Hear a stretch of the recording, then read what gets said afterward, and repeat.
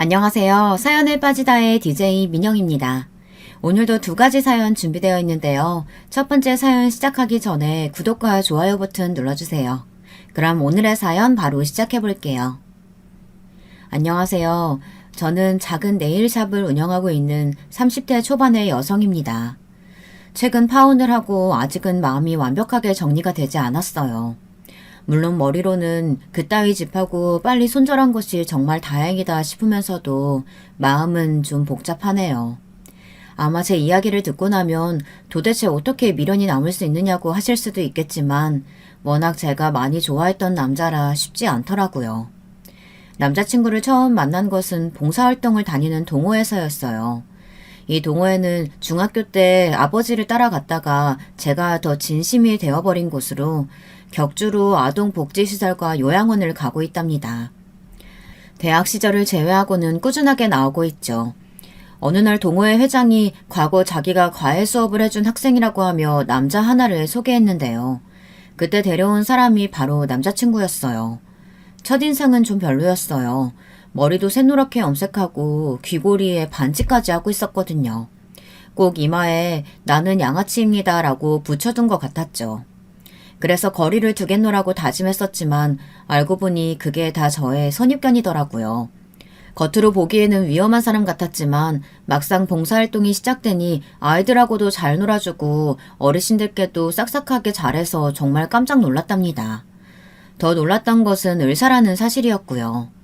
동호회의 비슷한 또래는 저와 남자친구뿐이다 보니 둘이서 자주 이야기를 하게 되었는데요.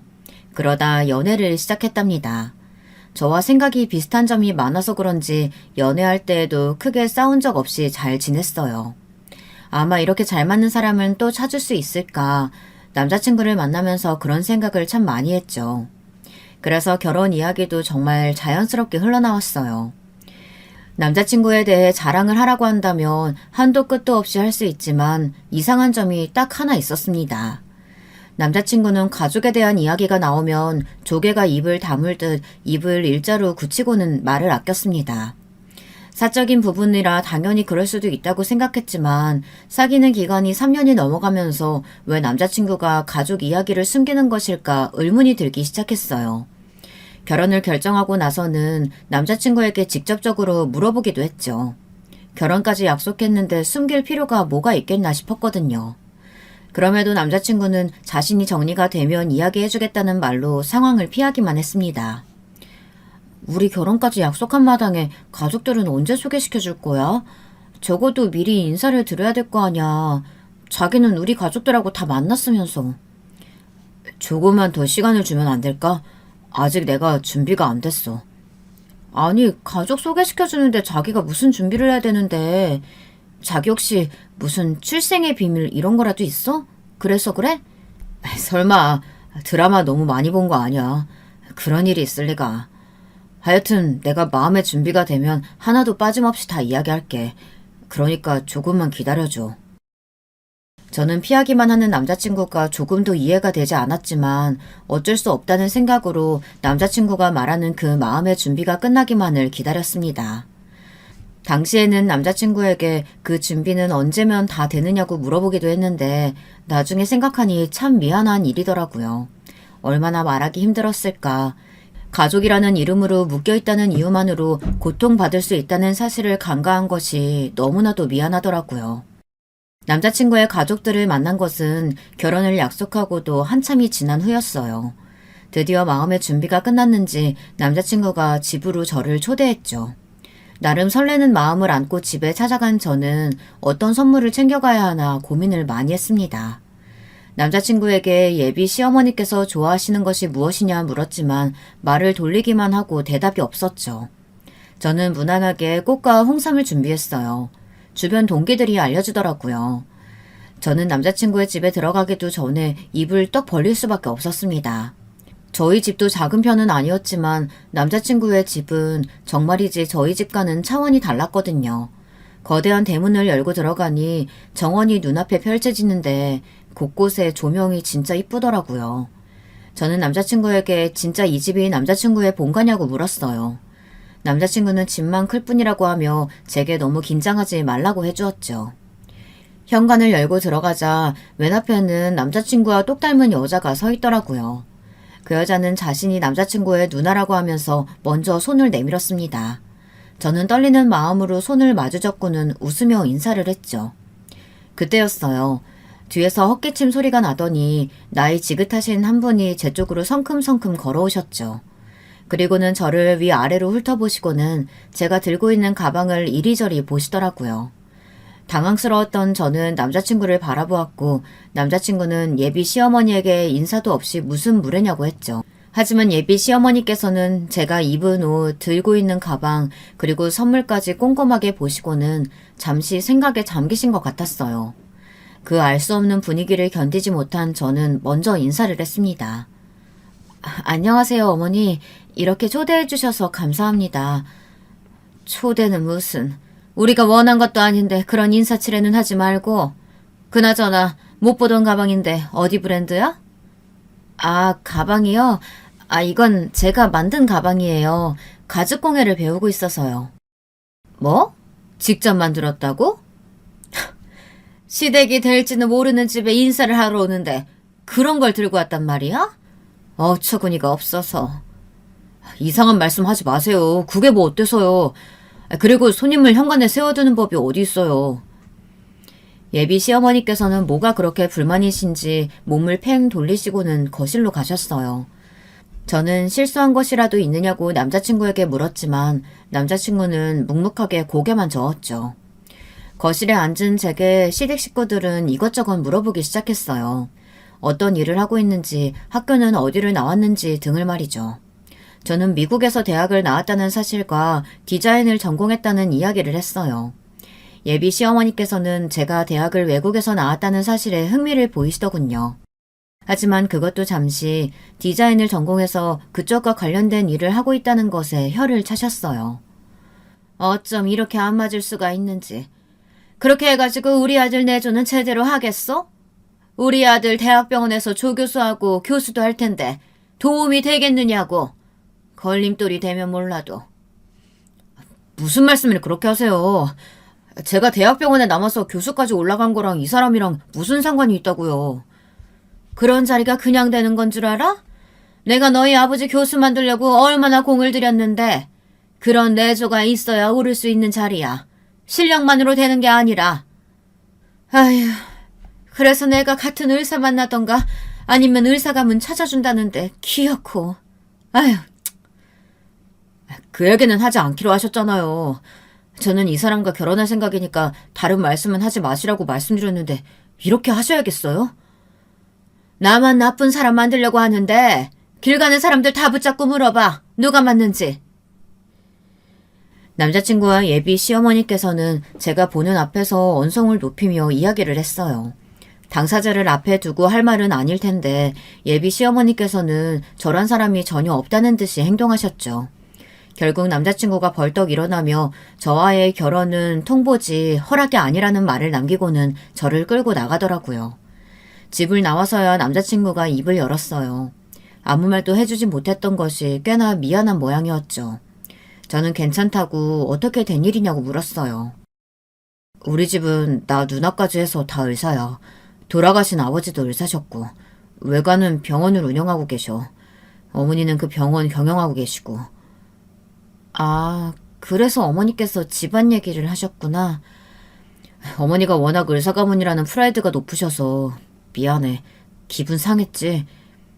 좋지는 않지만 그렇다고 내가 어머니랑 결혼할 것도 아니잖아. 당신이 있는데 뭘. 저는 최대한 담담하게 이야기를 했지만 사실 속은 많이 복잡했어요. 예비 시어머니께서 저를 보자마자 싫은 티를 팍팍 내시는데 어떻게 좋을 수가 있겠어요. 결혼하면 시집살이 장난 아니겠다는 생각이 들기도 하면서 좀 망설여지기도 했죠. 거기다 환영받지 못하는 결혼이라는 것이 얼마나 힘든지 그 누구보다 잘 알고 있었거든요. 저희 언니가 그랬어요. 시댁에서 어찌나 언니를 마음에 들어하지 않는지. 언니는 공무원이랑 결혼을 했는데 그 집안에서는 저희가 돈만 아는 상놈의 집안이라고 말하며 급이 맞지 않는다는 이야기를 툭하면 꺼냈다고 해요. 그러면서 뼛속부터 하나하나 다 개조해야 한다며 언니를 온갖 수업에 밀어넣는 것은 물론 언니의 행동 하나하나에도 거짓말을 하시며 언니를 괴롭히셨죠. 결국 언니는 결혼 생활을 1년도 채우지 못하고 이혼을 했어요. 물론 그 모든 일을 저희는 우울증 치료를 받고 있다는 언니의 고백 덕분에 알 수 있었죠. 그런 일이 있었다 보니 예비 시어머니의 반대가 제게는 좀 충격적으로 다가왔어요. 하지만 남자친구는 든든하게 자신만 믿으면 된다고 하면서 우리들만의 결혼을 만들자고 했죠. 하지만 예비 시어머니께서는 모든 결정이 나면 바로 행동으로 옮기는 사람이었나 보더라고요. 그렇게 인사를 드리고 나서 일주일도 지나지 않았는데 제가 일하는 곳으로 찾아오셨죠. 저는 깜짝 놀랐어요. 이렇게 연락도 없이 오실 것이라고는 상상하지도 못했거든요. 부르시는 곳으로 나가니 여유롭게 커피를 홀짝이시는 예비 시어머니의 모습이 보였습니다.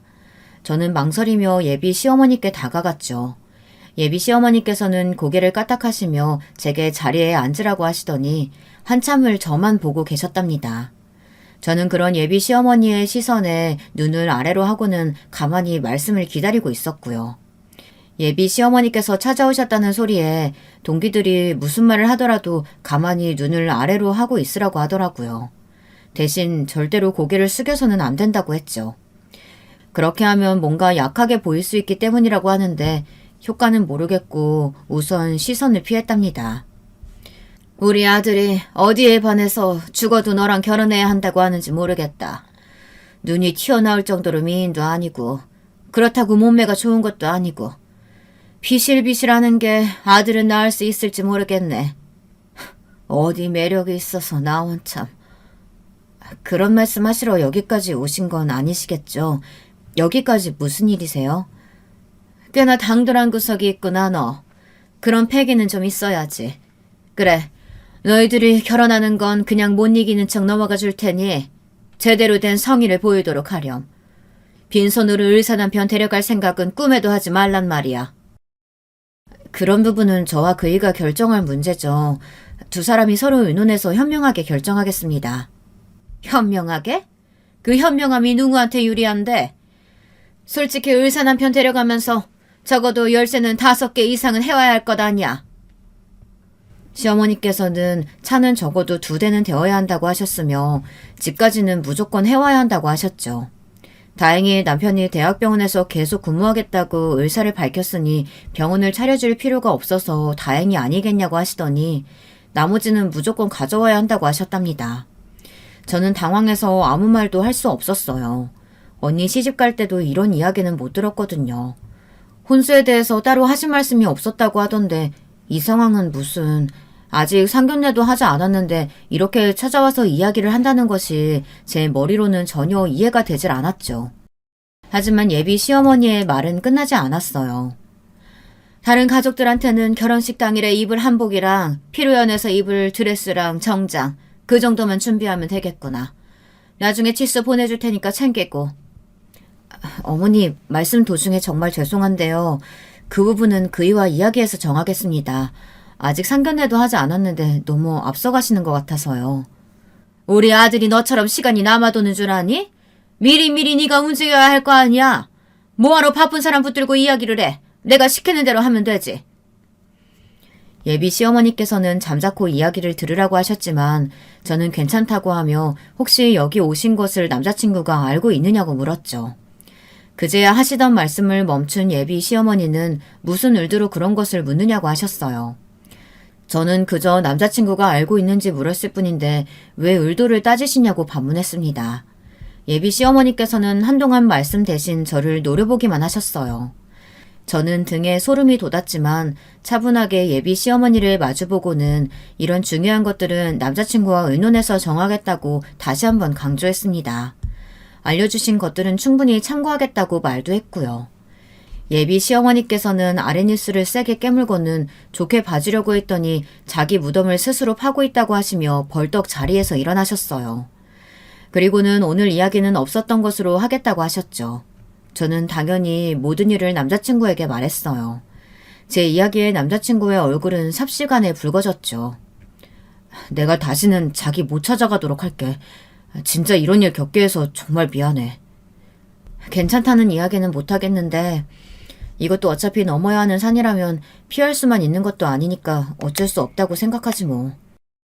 그래, 내가 중간에서 잘할게. 진짜 미안해. 이런 일 겪게 해서. 놀라기는 했지만 괜찮아. 어머니도 시간 지나면 달라지시겠지. 저는 남자친구에게 시어머니께서도 달라질 것이라고 말했지만 저는 어렴풋하게나마 그런 일은 없지 않을까 싶었어요. 사람이 쉽게 변하면 누가 고생을 하겠냐고요. 하지만 그래도 남자친구가 너무 미안해하는 얼굴을 하자 어떻게든 위로를 해주고 싶었죠. 그런데 그 일이 있고 나자 정말 예비 시어머니에게서 연락이 없더라고요.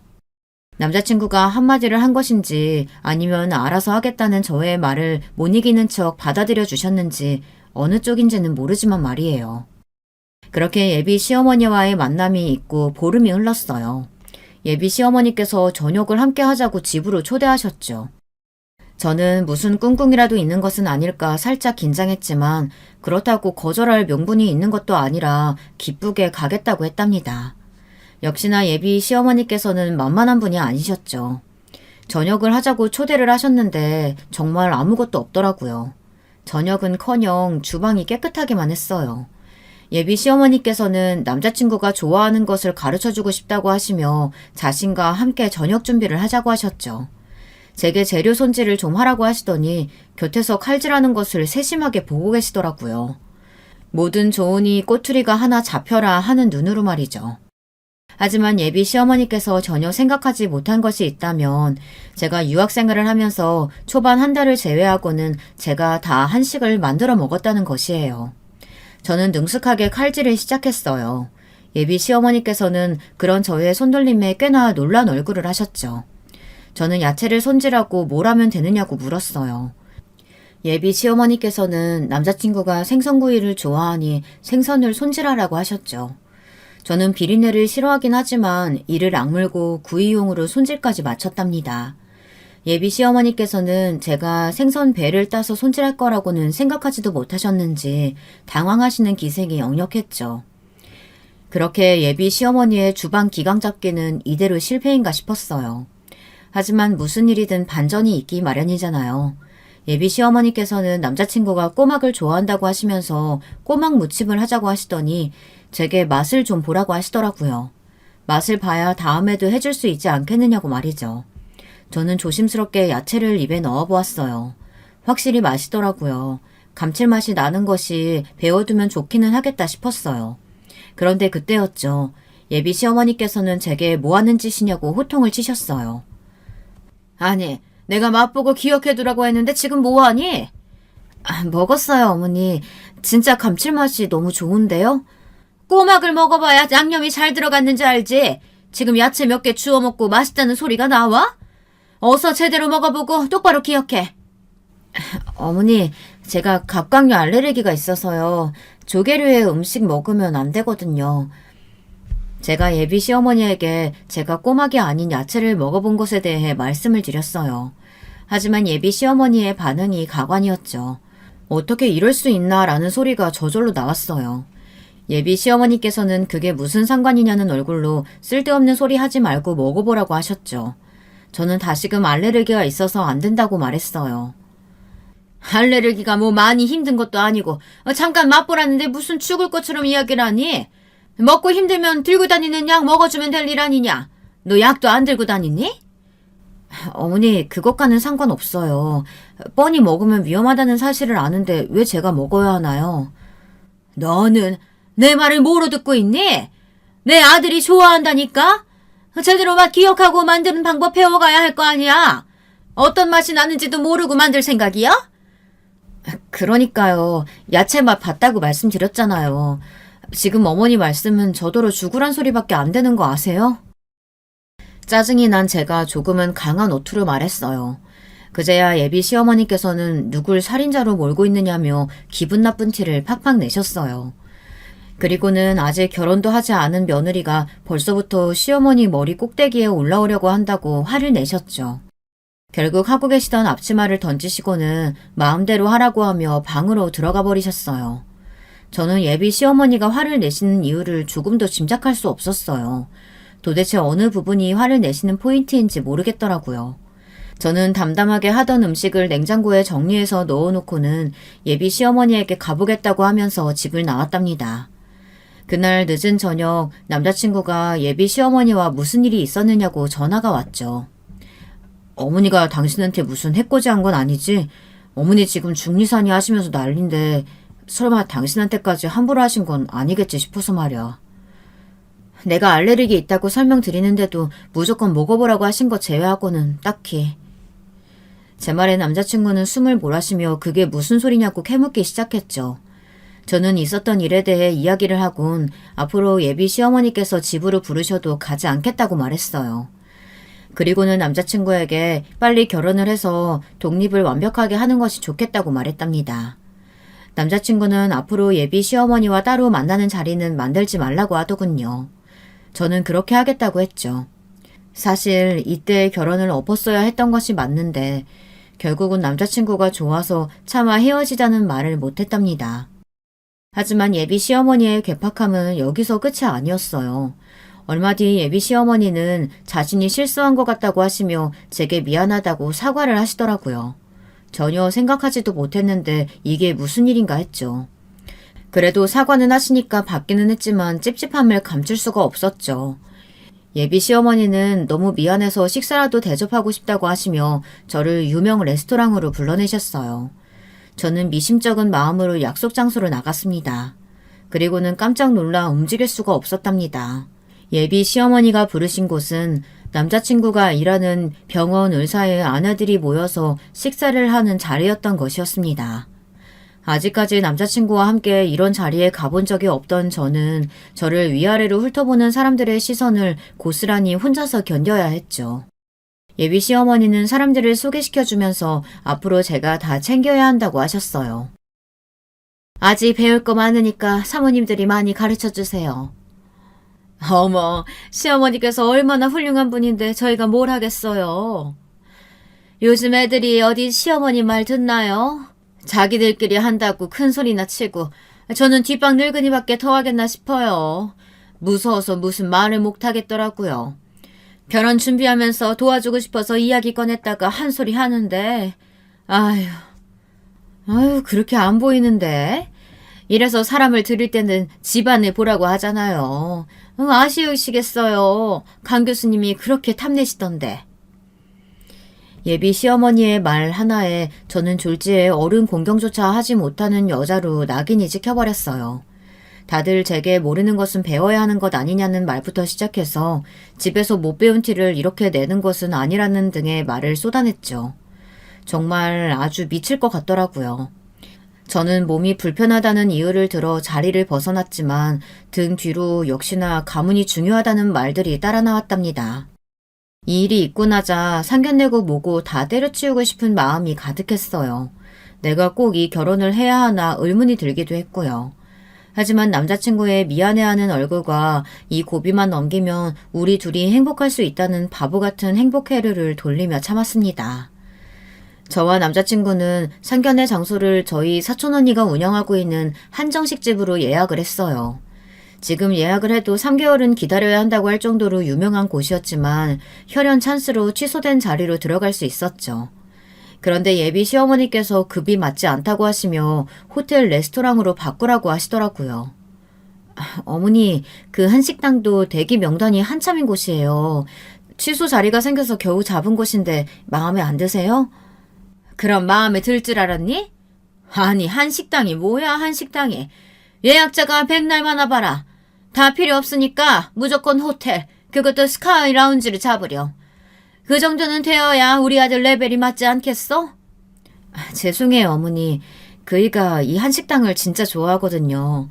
이번에도 그이가 좋아하는 곳이라고 해서 예약했는데 어머니 마음에 안 드실 것이라고는 생각지 못했네요. 거기다 이미 결정을 다 한 상태라서 이제 와서 바꿀 수가 없거든요. 바꿀 수 없기는 왜 바꿀 수가 없다는 말이야. 취소하고 호텔로 정하면 되잖아.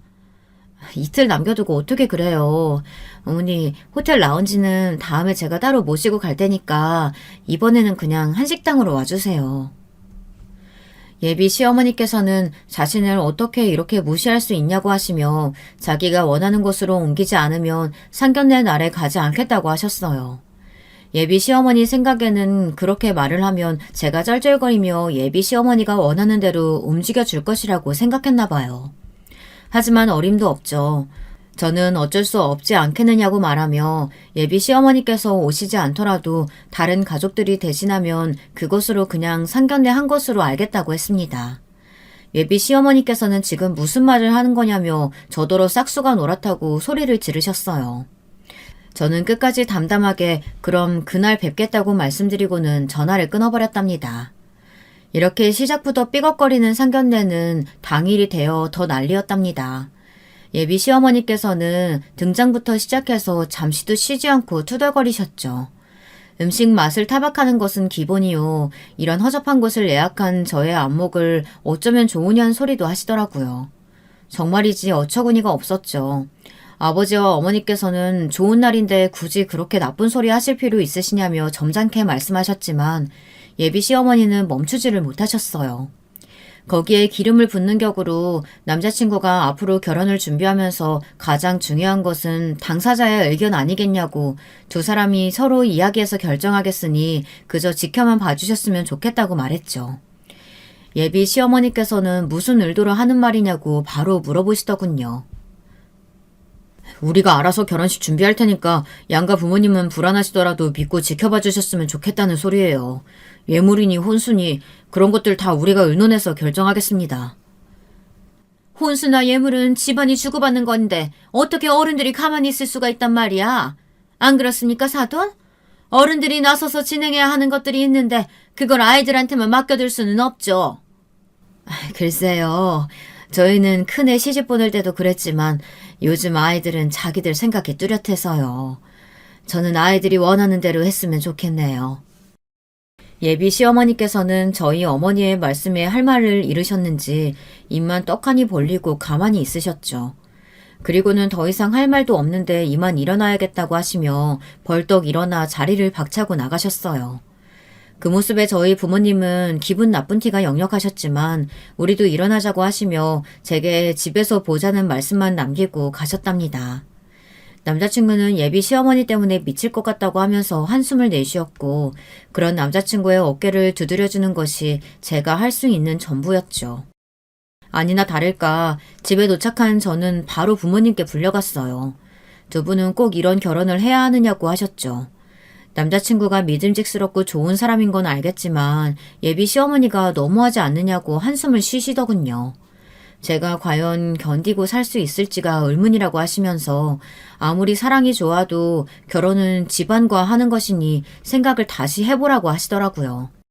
차마 대놓고 파혼하라는 말씀은 못하시고 제게 빙빙 돌려 말씀하시는데 그 마음이 이해가 되어서 죄송한 마음이 더 커졌죠. 저는 생각해보겠다고 말씀드리고는 제 방으로 돌아왔답니다. 저는 이때부터였어요. 진지하게 파혼을 고민했던 건 말이죠. 이런 제 고민을 정말이지 가볍게 해줄 만한 사건이 일어났는데요. 상견례 당일에 나오지 않았던 예비 시누이가 제게 따로 하고 싶은 말이 있다고 봤으면 좋겠다고 하더라고요. 예비 시누이는 집에 처음 인사를 드리러 갔을 때 처음 악수를 청한 것을 제외하고는 다른 말이 없었어요. 그래서 너무나도 의외의 연락에 조금은 어리둥절하게 약속 장소로 나갔습니다. 두 번째 보는 얼굴이지만 진짜 남자친구를 많이 닮았더라고요. 피부과 의사라고 들었는데 그 때문인지 뭔가 화려하다는 느낌을 받았어요. 물론 저의 선입견일 수도 있겠지만 말이죠. 예비 시누이는 자신이 알아서 적당히 시켰다고 하고는 밖에서 보니 그때와는 느낌이 좀 다르다고 먼저 이야기를 꺼내셨죠. 그날은 참 순하고 사람이 착해 보인다고 많이 생각했는데 이렇게 보니 또 아니네. 그런가요? 아마 일하는 도중에 나와서 그렇게 보이시는 것 같아요. 상견례 때 못 오신다고 연락 받았어요. 많이 바쁘셨다고요. 그러니까 내가 갔어야 했는데 그래서 건방진 소리 나는 그 주둥이를 확 잡아 째두는 건데 말이야. 저는 순간 제 귀를 의심했어요. 방금 내가 무슨 소리를 들었지 싶었죠. 지금 예비 시누이가 주둥이를 잡아 째겠다고 했던 것 같은데 진짜 그 말이 저를 향한 것인가 싶더라고요. 당황하는 저와는 다르게 예비 시누이는 담담하게 눈앞에 커피를 마시며 저를 보고는 방긋 웃더라고요. 많이 놀랐어? 말이 아닌 걸 내뱉는데 그럼 그걸 그냥 두면 되겠어? 아니, 어느 집안에서 결혼을 자식들 손에 맡겨서 한다고 그래? 아무리 못 배워 처먹은 집안이라고 하더라도 그렇게는 아니지. 정확하게 해올 건 해오고 받을 건 받고. 안 그래? 저희는 그렇게 결혼하고 싶지 않아서요. 두 사람의 결혼인데 왜 우리 둘의 생각대로 하면 안 된다고 하시는지 모르겠네요. 물론 바쁘시겠지만 그 정도 시간은 충분히 낼 수 있거든요. 그이도 저도. 말귀를 전혀 못 알아먹는구나. 그래 뭐 두 사람이 의논해서 정하는 거 좋지. 하지만 그건 쌍놈의 집안이나 하는 짓거리라고. 우리 집안에서는 있을 수 없는 일이니까 헛물 들이키지 말고 엄마가 적어주는 대로 준비해서 와. 손에 땀이 차는 것이 느껴졌어요. 온몸이 덜덜 떨리는 기분이었죠.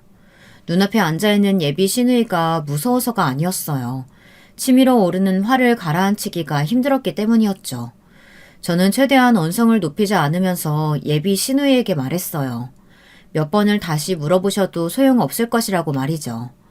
예비 시누이는 피식 웃음을 짓더니 적당히 하고 시키는 대로 하라고 하더니 괜히 고집부리다가 된통 당하지 말라는 말을 남기고는 가버리셨죠.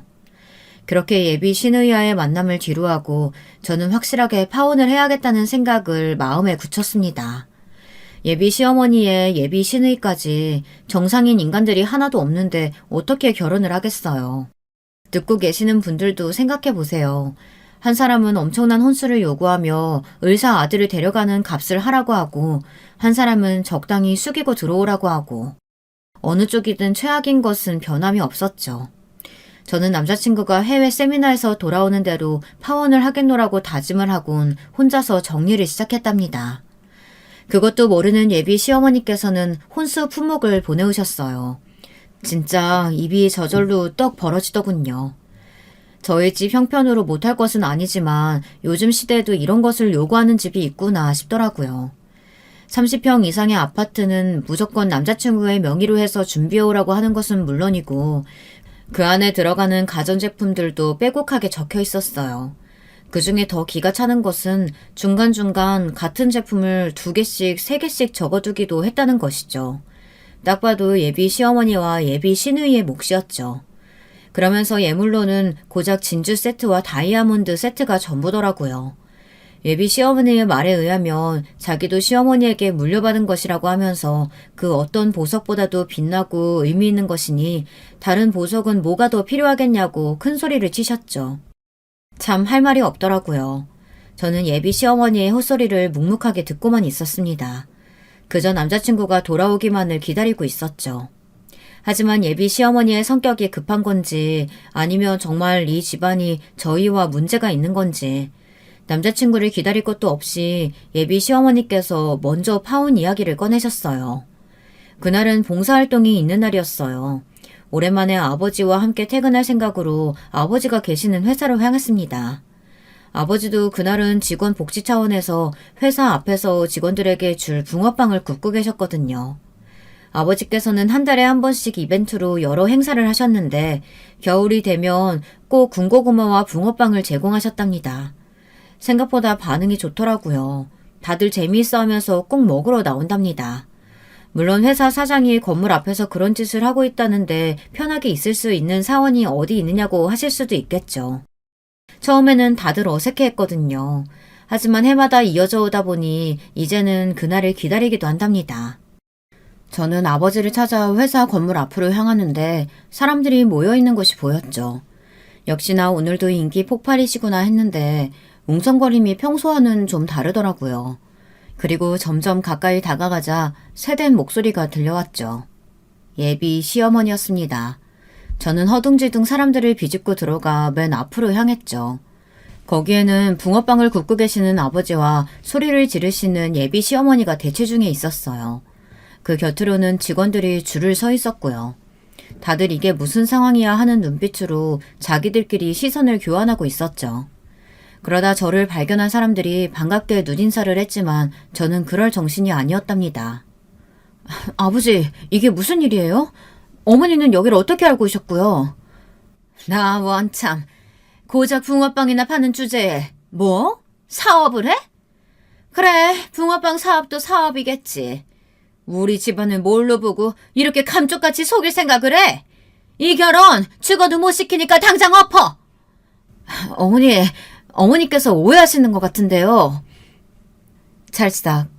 저는 예비 시어머니에게 다가가 무슨 일인지 설명을 드리려고 했어요. 그런데 다짜고짜 예비 시어머니께서 제 뺨을 때리시는 것이 아니겠어요. 큰 소리가 울리고 입안에서는 씁쓸한 피맛이 느껴졌죠.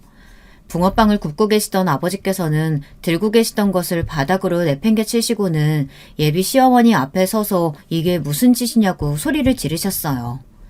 예비 시어머니는 저를 때리신 것으로는 분이 풀리지 않으시는지 들고 있던 가방을 들어 저를 때리려고 하셨어요.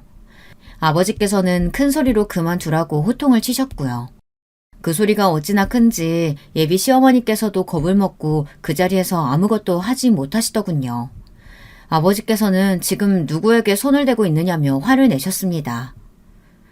감히 이것들이 짜고 우리 집안을 속여? 내가 이 잡것들 하나도 빠짐없이 다 고소할 테니까 각오해. 내가 결혼 사기로 교도소에 쳐넣어버릴 테니까. 제가 뭘 속였는데요? 제가 무슨 사기 결혼을 했는데요? 몰라서 물어? 사업한다는 집이 고작 붕어빵이야? 내가 집안이 마음에 안 들어도 그나마 사업한다고 해서 참고 받아줬는데 고작 하는 사업이 붕어빵? 장난해? 누가 그래요? 저희 아버지 붕어빵 장사하신다고? 여기 떡하니 증거가 있는데 무슨 소리야? 우리 아들이 착해서 너 따위 년에 새치어에 이리저리 휘둘렸는지 몰라도 나는 아니다. 내가 다 봤다. 아주머니. 뭐? 아주머니? 지금 너 뭐라고 했니? 파혼한다면서요. 파혼하는 마당에 그럼 아주머니라고 부르지 뭐라고 부르겠어요. 아주머니 귓구멍 열고 똑바로 들으세요. 여기 서 있는 직원 중에 아무나 붙들고 물어보시라고요. 저희 아버지가 뭐하는 분이신지. 예비 시어머니께서는 제가 당당하게 사람들을 가리키며 물어보라고 하자 한 걸음 뒤로 물러서고는 자신이 왜 그러야 하느냐고 물었죠. 저는 가장 가까이 있는 분을 붙들고 저희 아버지가 무슨 일을 하시느냐고 물었어요. 그 직원은 재미있다는 얼굴로 우리 회사 사장님이라고 대답했답니다. 또 다른 사람들을 붙들고 같은 질문을 했더니 이번에는 이 건물 주인이라고 대답을 했죠. 직원들 대답이 이어지자 예비 시어머니의 얼굴은 하얗게 질려가기 시작했어요. 이런 상황을 상상해 보지 않았겠죠. 저는 그런 예비 시어머니에게 제대로 한 방 날려줘야겠다 싶더라고요. 오늘은 회사 복지 이벤트 하는 날로 아버지께서 직원들에게 붕어빵 구워주는 행사 하시는 날이거든요. 그뿐인 줄 아세요? 동네 사람들 와서 편하게 먹으라고 공짜로 나눠주고 계신답니다. 아주머니는 봉사활동 이런 거 해본 적 없어서 모르겠지만 우리 아버지가 지금 그걸 하고 계신다 이 말입니다. 아시겠어요? 그럼 이 건물이 전부... 이 건물만 저희 아버지 거겠어요? 아주머니 딸이 운영하고 있는 피부과 그 병원 건물도 우리 집안 작품인데 왜요? 더 얘기해줘요? 제 말이 이어지면 이어질수록 예비 시어머니의 얼굴은 사색이 되어갔어요. 그리고 예비 시누이의 병원이 아버지의 건물이라는 이야기 앞에서 휘청거리더니 바닥으로 주저앉더군요. 저는 그런 예비 시어머니를 위에서 내려다보며 사람이 마음을 곱게 써야 하는 것이라고 말했습니다. 가진 것이 많을수록 베풀고 살아야 하며 상대방을 존중하는 자세가 필요하다고 말을 했죠. 하지만 예비 시어머니의 귀에는 아무것도 들리지 않는 것 같았어요. 저는 아버지의 팔짱을 끼고 오늘은 붕어빵 장사를 그만 접는 것이 어떻겠냐고 말했죠. 아버지께서는 잔뜩 굳은 얼굴로 가만히 제 팔과 널브러진 예비 시어머니를 바라보시더니 고개를 끄덕이셨습니다. 그때였죠.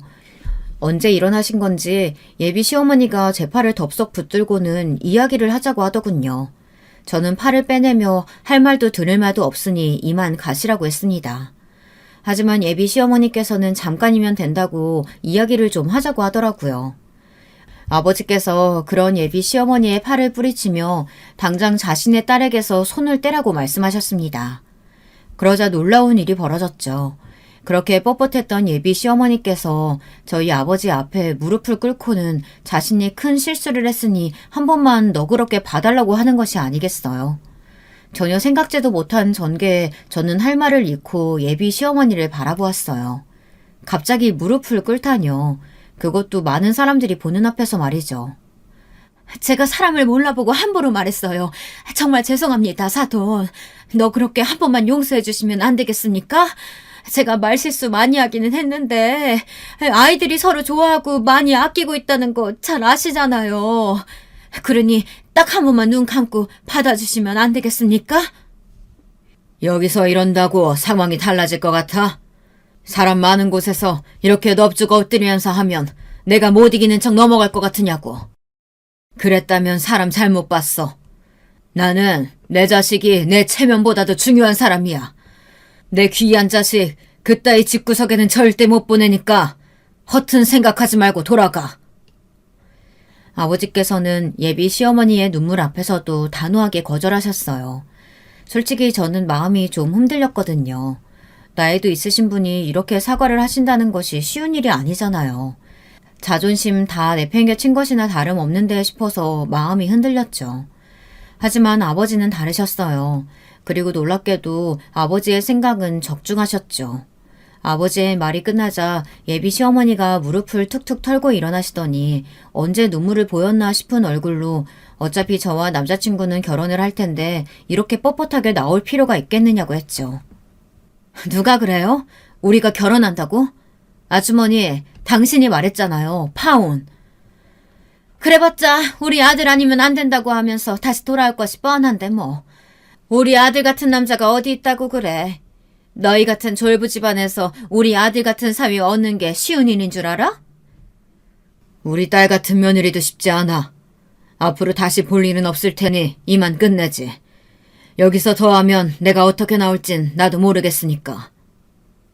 아버지의 경고가 제대로 먹히기는 했는지 예비 시어머니가 깜짝 놀라며 허둥지둥 자리를 벗어났어요. 정말이지 징글징글한 사람이구나 싶었죠.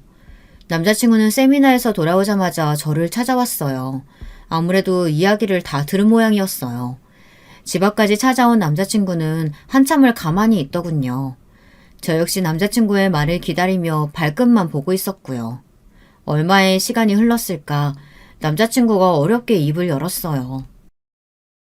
이대로 끝나는 게 맞는데 말이 잘 안 나오네. 알아. 그래도 해야지. 파혼. 그래, 파혼.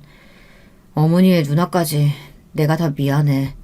너한테 가장 숨기고 싶은 모습이었는데 끝까지 이렇게 되네. 이해해. 당신이 왜 가족들을 소개시켜주고 싶지 않았는지. 남자친구는 무겁게 고개를 끄덕이고는 그동안 행복했다고 말하며 잘 지내라고 하곤 저를 꼭 안아주고 그대로 돌아서서 가버렸어요. 저는 그런 남자친구를 가볍게 마주 안아준 것을 제외하고는 아무 말 하지 않고 그냥 멀어지는 뒷모습을 보고만 있었죠. 그렇게 저는 남자친구와 파혼을 했습니다. 하지만 이대로 끝일 줄 알았는데 아니더라고요. 남자친구와 두 사람의 문제가 아닌 가족이 얽혀있는 부분이다 보니 마음 정리하는 것이 쉽지 않았어요. 그래서 바쁘다 보면 다른 생각은 하지 않겠거니 싶어 하던 일을 그만두고 평소 그렇게 원하던 네일샵을 오픈하기로 했죠. 하지만 우리의 헤어짐은 남자친구와 저희 집안만의 생각이었더라고요. 얼마 안 있어 예비 시누이가 오픈 준비로 한창인 네일샵에 나타났어요. 저는 제 앞에 다시 나타날 수 있다고는 전혀 생각하지 않았기 때문에 충격받은 얼굴로 예비 시누이를 바라보았죠. 예비 시누이는 여기저기 둘러보고는 깔끔하게 잘하고 있다는 원하지도 않는 칭찬을 하더니 저더러 커피나 한잔 하자고 했죠.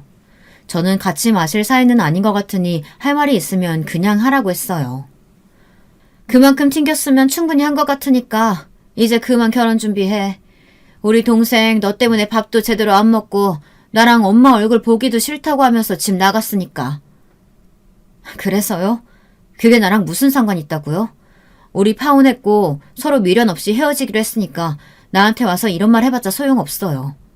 야, 적당히 튕기란 말 못 알아들어? 우리 엄마가 사과했다며. 사과했으면 끝난 문제 아니야? 그러게 누가 오해하도록 행동하래? 누구든 그 상황에서는 우리 엄마처럼 생각할 수 있잖아. 그럼에도 우리 엄마가 숙이고 들어갔으면 너도 정도껏 하라고. 시어머니 이겨먹어서 좋을 건 뭐가 있다고. 그리고 듣자하니 우리 건물 주인이 사돈 어른이라며? 나 이제 월세 안 낸다? 설마 사돈한테 월세 받을 생각은 아니지? 진작 알았으면 월세 굳었을 텐데. 그걸 왜 이제 말해서는. 저는 자꾸만 터지는 헛웃음을 참기 힘들었어요. 아니, 어떻게 엄마와 딸이 이렇게 상대방의 말은 듣지도 않고 자기가 하고 싶은 말만 하는지. 역시 유전자의 힘인가 싶었죠. 저는 예비 시누이처럼 똑같은 자세로 삐딱하게 섰어요. 그리고는 존대는 개나 조발이자 싶은 마음으로 말했습니다. 야, 내가 몇 번을 말해? 싫다니까? 결혼 안 한다고. 내가 지금 고작 너랑 아줌마 기죽이려고 이런 행동 하는 것 같니? 내가 미쳤어? 그런 비생산적인 행동이나 하고 있게? 미쳤어? 지금 너 누구한테? 너 말귀 그렇게 못 알아쳐먹어서 의사는 어떻게 하고 있니? 제 말에 예비 시누이의 얼굴은 금방이라도 터질 것처럼 붉어졌어요. 저는 아랑곳하지 않고 예비 시누이의 어깨를 손가락으로 툭툭 치며 말했습니다. 예비 시누이는 몸을 가누지도 못하고 휘청거리더니 짝다리를 짚고 있던 몸을 바로 세웠죠.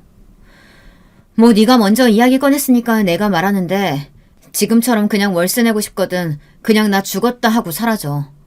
알아보니까 너 계약 얼마 안 남았더라? 여기서 자꾸 헛소리하면 확 쫓아내버릴 테니까. 그대로 몸 돌려서 나가라고. 알겠어? 누구 마음대로? 네가 나가라고 하면 내가 나가야 돼?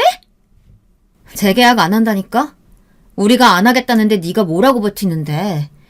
내 말 가볍게 듣지 마. 잘 운영하던 병원 날리고 싶지 않으면. 제 말에 예비 시누이는 횡설수설하더니 허겁지겁 밖으로 나가버렸어요. 그 뒷모습이 얼마나 웃기던지 저도 모르게 큰 웃음이 터져나왔죠.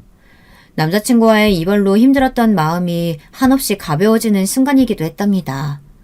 물론 가끔이지만 아직도 남자친구가 생각나요. 함께했던 것들이 너무 많은 탓이겠죠. 그래도 점점 무뎌지는지 처음만큼 슬프지는 않네요. 언젠가는 제게도 좋은 사람이 나타나겠죠. 그럼 이번 같은 일은 겪지 않았으면 좋겠네요. 제 사연 끝까지 들어주셔서 정말 감사드립니다.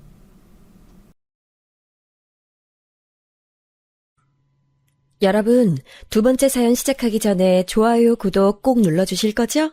그럼 두 번째 사연 바로 시작합니다. 살다 보면 뜻대로 일이 안 풀릴 때도 있고 힘든 구간을 버텨내야 하는 시기도 마주하게 되죠. 이번 사연은 말이죠. 길고 긴 안개 속에 미로를 지나온 여성분이 보내주신 이야기입니다. 안녕하세요. 저는 사연에 빠지다를 매일 애청하고 있는 여성입니다. 불과 몇 년 전까지만 해도 저는 다른 인생, 다른 일상은 꿈도 못 꾸고 저만의 편협한 사고방식에 답답하게 갇혀 살았어요. 과거의 저를 표현하기에 가장 정확한 말은 아마 새장 속의 새가 아닐까 싶어요. 좁디 좁은 새장 안에 갇혀서 그게 세상의 전부인 줄 알고 살아가는 새요. 혹시 그거 아시나요? 새장에서만 오래 산 새는 말이죠.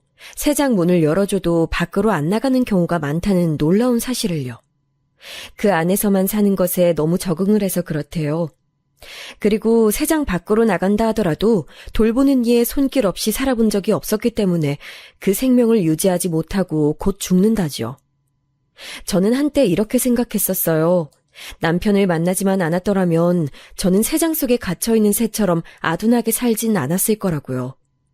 하지만 시간이 더 흐르고 지금에 와서 생각해보니까 새장 속으로 걸어 들어가기까지의 과정도 제 인생에는 분명히 존재한 것이었더군요.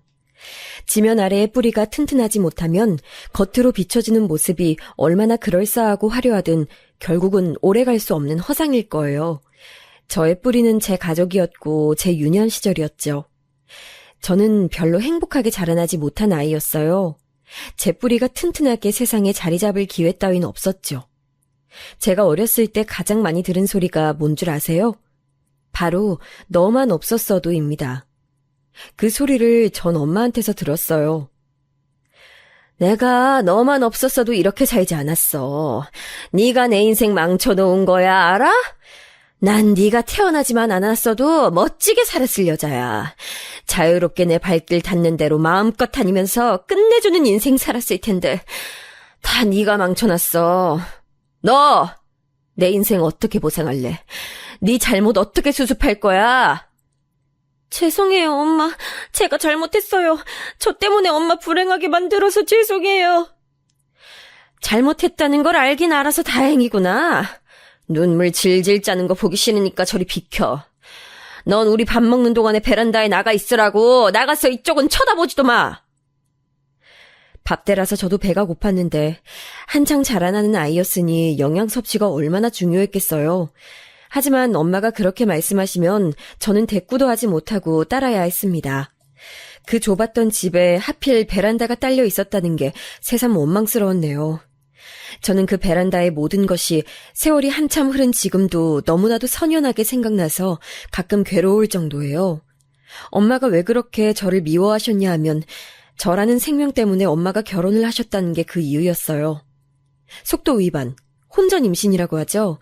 저는 너무 어렸을 때부터 엄마의 책망을 들어왔기 때문에 정확한 이유도 내막도 모르고 그저 혼나왔었어요. 학교를 들어가기 전부터 엄마의 폭언을 들어왔었기 때문에 막연히 제 인식 속에는 나는 잘못된 아이구나. 태어났으면 안 됐을 존재였구나. 이런 생각이 자리 잡고 있었습니다. 제 밑으로는 남동생과 여동생이 있어요. 엄마는 동생들에게도 가끔 거칠게 구는 분이셨지만 저한테 하시는 것처럼 원초적인 화를 쏟아내진 않으셨어요. 오히려 동생들을 향해서는 이런 집에서 태어나지 않았으면 좋았을 것을 부잣집에서 태어났어야 했는데 내 새끼들 엄마가 많이 못해줘서 미안해. 이런 말씀을 습관처럼 내뱉던 분이셨죠. 둘째인 남동생과 제가 3살 차이예요. 막내인 여동생하고는 4살 차이고요. 동생들끼리는 연년생이죠. 저는 동생들 앞에서 부끄러운 첫째였어요. 우스운 놀림감이었고요. 왜냐고요? 당연히 엄마가 저를 깔보셨기 때문입니다. 동생들은 글자를 배우기 전부터 제가 이 집의 미운오리 새끼라는 것을 먼저 배웠어요. 그렇게 학습되었기 때문에 동생들은 잘할수록 저를 업신여기고 우습게 여겨 됐죠. 동생들이 저를 가엽게 여겨주었으면 좋았을 텐데 애석하게도 그러지 못했어요. 제가 동생들을 훈계라도 하면 그건 큰일이었거든요. 제가 혼냈다는 것을 동생들이 엄마에게 일러바치면 저는 2배, 3배 이상으로 엄마에게 혼나야 했습니다. 나중에는 이것을 악용해서 동생들이 제가 하지 않은 짓까지 엄마에게 꾸며내 고하고는 했죠. 그리고는 엄마에게 혼나고 베란다에 갇혀있는 저를 보며 자기들끼리 즐겁다는 듯이 웃어댔고 저에게 손가락질을 하면서 노래를 불렀어요. 엄마는 이중적인 분이셨죠. 원치 않았던 결혼 생활에 대한 염증과 갑작스러웠던 첫 임신기간 때 겪었던 우울증과 그 후유증 같은 나쁜 감정들을 다 저에게 표출하셨고요. 그럼에도 어쨌거나 이어가고 있는 결혼 생활에 대한 책임감, 그리고 자식들에 대한 모성애, 가정에 대한 애정 같은 감정들은 동생들에게 쏟으셨어요. 저는 엄마가 저 때문에 멋진 인생을 사실 수 있는 기회를 날려버리셨다고 철석같이 믿고 있었으며 제 스스로의 존재가 부정하다 여겼었는데요. 제가 중학교를 입학할 때 고모가 저를 찾아와서 맛있는 걸 따로 사주신 적이 있었어요. 중학교 입학을 축하한다면서 선물도 사주셨고요. 멀리 사는 고모, 그렇게 따로 보니까 어색해서 저는 말도 잘 못 꺼내고 있었는데 제가 너무 소극적이고 내성적이라면서 고모가 걱정하셨죠. 그러더니 저희 엄마를 겨냥해서 왜 애를 이렇게 기죽은 애로 키운 거냐며 험담을 하셨고요. 그때 저도 모르게 중얼거렸어요. 아니에요. 저만 없었다면 엄마는 멋진 인생 자유롭게 사셨을 텐데 제가 항상 죄송한걸요.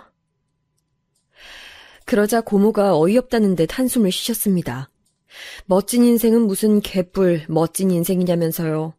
그 모습에 저는 조금 어리둥절했었죠. 고모는 본인도 솔직히 자세하고 정확히 알지는 못하지만 진짜 확신할 수 있는 것 한 가지는 저희 엄마가 저를 가지기 전에 그다지 멋진 인생을 살고 있진 않았다는 것이었어요.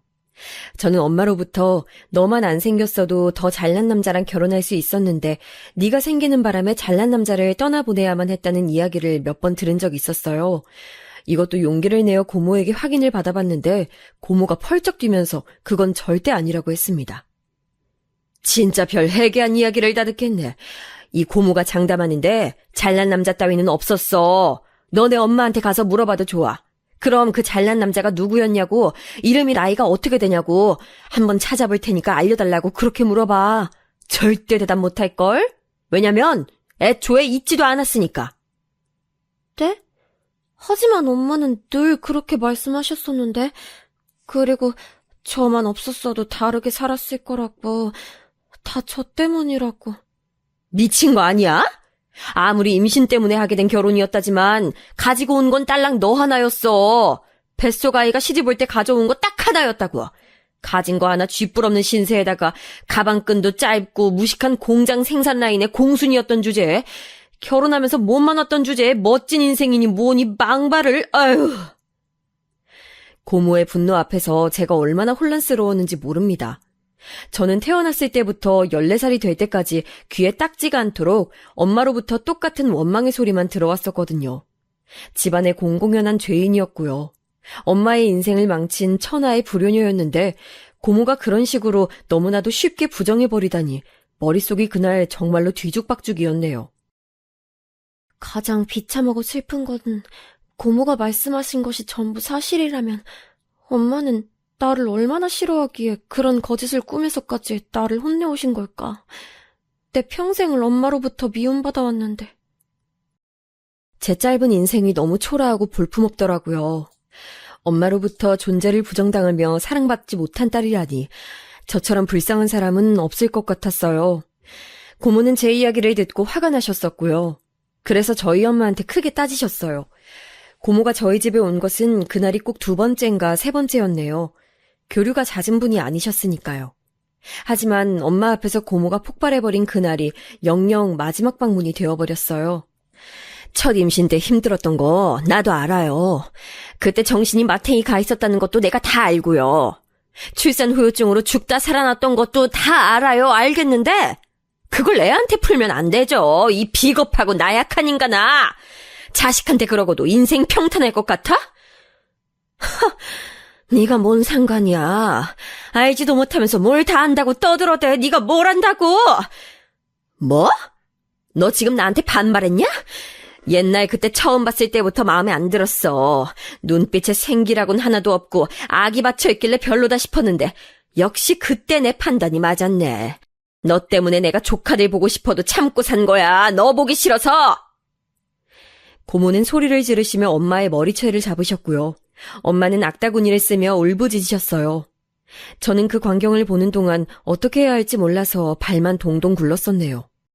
지독히도 수동적이고 소심하게 자라난 저는 그런 돌발 상황에서 판단력을 내린다는 것조차 꿈도 못 꾸는 아이였던 것 같네요. 지금 돌아보면 그런 부분조차 씁쓸하고 서글픕니다. 서로 크게 싸웠다는 것만으로 고모와의 인연이 뚝 끊겼던 건 아니에요. 진짜 원인은 아빠에게 있었죠. 엄마는 고모로부터 당한 일을 아빠에게 털어놓으며 조치를 취해달라고 난리를 쳤어요. 울분이 터져서 미치겠다며 엉엉 우셨고요. 그러자 아빠는 고모가 아닌 엄마의 편을 드셨습니다. 자식들을 양육하는 건 친모가 할 일이지 고모가 할 일은 아니라면서 고모에게 2번 다시 참견하지 말라고 아빠는 강경하게 말씀하셨어요. 그러자 제대로 기분이 상한 고모는 아빠와도 크게 말다툼을 벌이셨고 그때 갈라서게 된 거였죠. 제가 아주 어렸을 때부터 엄마에게 나쁜 소리만 듣고 크는 동안 아빠는 뭘 하셨냐고요? 그냥 그럴 때마다 안 계셨어요. 아빠는 제 곁에 있어주지 않으셨죠. 그게 다였습니다. 하지만 그렇다고 해서 아빠가 엄마의 만행을 모르셨던 건 아니에요. 어렸을 땐 몰랐던 부분인데 나중에 알고 보니 아빠는 오히려 엄마의 그런 모습들을 다 알고 계셨기 때문에 일부러 회피를 하셨던 것이더군요. 그런 상황을 보고 싶지 않아서 늘 자리에 안 계셨던 거예요. 밖에 나가 일을 하며 돈을 버시고 집에 오셔서는 당신의 보고 싶은 면모만 쏙쏙 골라보시고 그렇게 지내셨습니다. 동생들은 우울하다 못해 의무락이 짝이 없었던 저에 비하자면 천방지축인 애들이었어요.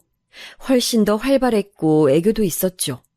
아무래도 본인에게 더 다가오는 자식에게 눈길이 가기 마련이잖아요. 그러니까 아빠가 동생들을 예뻐하실 수밖에 없었다는 것을 저는 이해합니다. 머리로는 이해를 충분히 다 하는데 가슴이 아파서 그게 문제였지만요. 이건 역시도 다 크고 나서 알게 된 부분인데 엄마는 저에게 화풀이를 하시면서 당신의 우울과 열등감, 좌절감 같은 것들을 극복하셨어요. 엄마는 저를 마구 깎아내리시면서 쟤만 없었다면 나는 원래 멋지게 살 수 있었는데 쟤 때문이다. 그러니까 내가 잘난 인생을 살지 못하고 있는 게 내 잘못이 아니라 전부 제 잘못이다. 이런 거짓 위안을 계속 얻고 계셨던 것이죠. 제가 고등학교를 졸업하면서 아빠한테 여쭤본 것이 있었어요. 왜 저를 모른 척하면서 실상은 방관을 해오신 거냐고요. 저는 아빠만 저를 도와줬어도 그렇게 안 살았을 것 같았거든요. 그런데 아빠의 대답이 제 가슴을 무너뜨렸습니다. 그렇게 함으로써 가정의 평화를 지킬 수 있었으니까 자식들을 어떻게 키우든 간섭하지 말라고 자기 뜻대로 휘두르기만 해준다면 애 키우고 살림하면서 착실하게 결혼 생활 하겠다고 그렇게 말했던 네 엄마에게 알겠다고 대답했었다. 그때는 네 엄마가 너무나도 정신이 불안정한 상태였으니까 그렇게나마 진정시켜야 했어. 네 엄마가 가정 안에서 하는 그 어떤 행동에도 난 아무런 간섭도 상관도 하지 않겠다고 이미 오래전에 약속했었다. 그것에 발목 잡혀서 난 아무것도 못 본 척 안 들리는 척 하면서 살아왔구나. 너에게 미안하다. 부질없는 사과일 수도 있지만 정말로 미안해. 살면서 미안하단 인사를 가족에게서 들어본 것이 그때가 처음이었어요. 20살이 되기 전까지 저는 가족들한테서 온갖 멸시와 무시를 받았었건만 지나가는 말로 남아 미안하다는 소리를 들어본 적이 없었거든요. 가슴엔 비수가 깊이 박혀있는데 고작 아빠의 입에서 미안하단 말이 나왔다는 것만으로도 저는 어딘가 감동을 받았던 것 같아요. 그것만으로도 감당을 받다니 저 정말 초라한 존재였네요. 이랬던 제가 성인이 됐다고 갑자기 멋진 일상을 살았을까요? 그럴 리가 없었죠. 평생을 억압당하며 살아왔던 저는 어디에도 쉽사리 속하지 못하는 나약한 성인이 되었을 뿐이었어요. 기껏 취업한 곳에서도 부당한 업무 지시에 말 한마디 못해서 속으로만 끙끙 앓다가 병나기 일쑤였고요. 모처럼 연애를 하게 되었지만 상대방으로부터 너는 매력이 없다는 평가를 듣고선 상처만 받았습니다. 그러다가 어느 날 직장에서 옆부서 사람이 저한테 남자 소개를 받아보라고 했어요. 차마 거절할 엄두가 안 나서 저는 그 소개를 받아들였고요. 일단 자리에나 나가보자는 생각이었는데 그 상대와 결국 결혼까지 하게 됐습니다. 남편은 저를 두 번째 만난 자리에서 착하고 차분해서 보기 좋다, 다른 여자들과는 다르다며 저를 크게 칭찬해줬어요. 당시엔 그게 칭찬으로 들렸네요. 그러더니 만난 지 5개월이 넘어갔을 때 남자의 순정을 가져갔으면 응당 책임을 져야 하는 게 아니냐며 자기랑 결혼하자고 하더군요. 저는 너무 갑작스러워서 잘 모르겠다고 했었어요. 그랬더니 얼마 후에 제 직장 앞에서 제가 퇴근하길 기다렸다가 공개 청혼을 했습니다.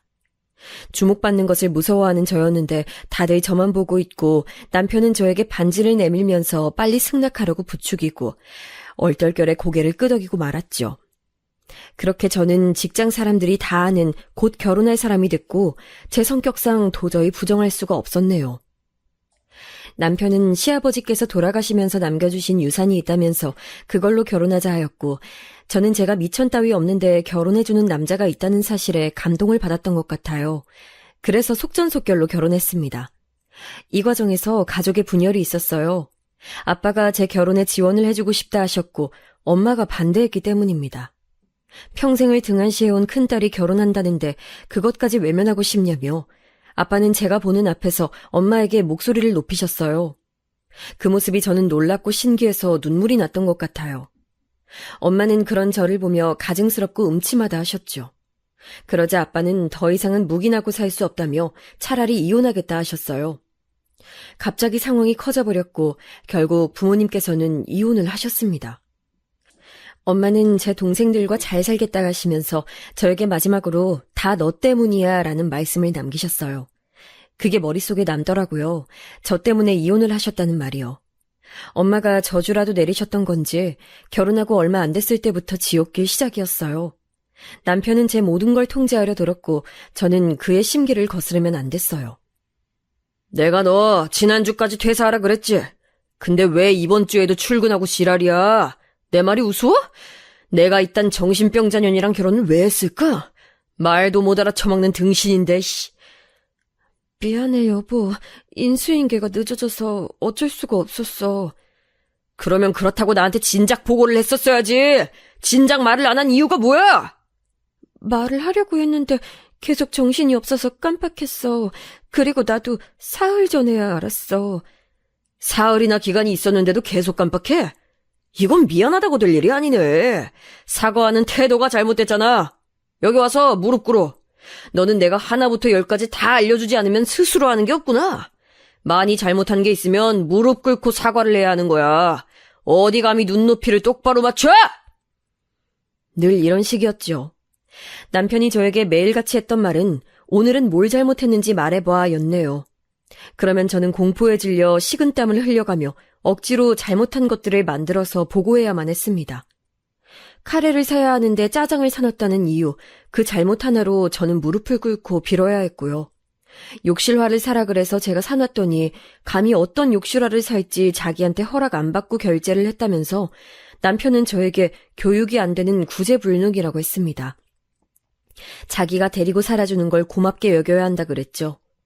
입버릇처럼 너 받아줄 남자는 나 아니면 없다라고 말하는 남편의 말에 저는 진짜라고 생각했어요. 남편한테 버림받으면 제 인생은 끝장이라는 생각이 제 머릿속에 자리 잡아갔죠. 남편은 천천히 강도를 높여가면서 저를 압박했고 저는 어떻게 물들었는지도 모르게 남편한테 완전히 굴복한 사람이 되고 말았어요.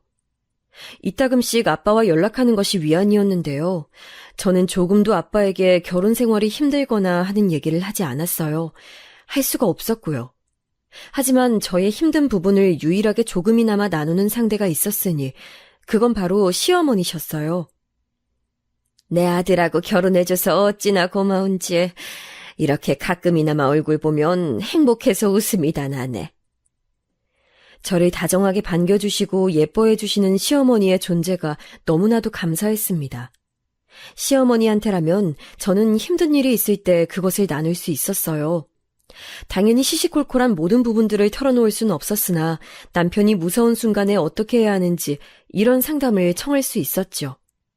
시어머니가 계셨기 때문에 저는 남편에게 어떤 수모를 당해도 버텨나갈 수 있었어요.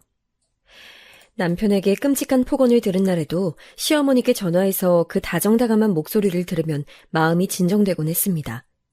그러던 어느 날이었죠. 그날따라 일찍 퇴근한 남편이 아직도 저녁밥을 안 차려놨냐면서 저한테 화를 냈어요. 지금 뭘 잘못했는지 말해봐. 똑바로 말 안 하면 너 오늘 내 손에 끝날 줄 알아라.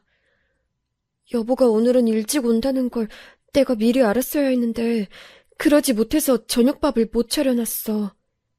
내가 이럴 땐 어떻게 해야 된다 그랬지? 무릎 먼저 꿇고 잘못했다고 사과부터 하라 그랬지? 너 이렇게 대가리가 나빠서 어떡하냐?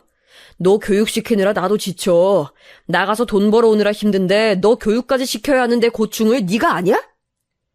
그날따라 남편은 평소보다 무척 화가 난 상태였고 저는 어떻게든 비위를 맞추려고 하다가 남편이 휘두른 팔에 맞고 말았어요. 팔꿈치에 가격당했더니 입술 옆이 터졌는데 남편은 그걸 보고도 짜증을 냈습니다. 우는 거 보니까 확 죽여버리고 싶다는 남편의 말을 듣고 소름이 돋았어요. 이상하게 직감이란 것이 좋지 않아서 저는 남편이 씻으러 간 사이에 후다닥 집을 나갔습니다. 갈 데가 없으니 무작정 시어머니께 찾아갔어요. 택시를 타고 가는 동안 온갖 서러움이 다 몰려들면서 한시라도 빨리 시어머니를 뵙고 제가 겪은 상황을 다 상세히 말씀드리고 싶다는 초조함이 피어올랐죠.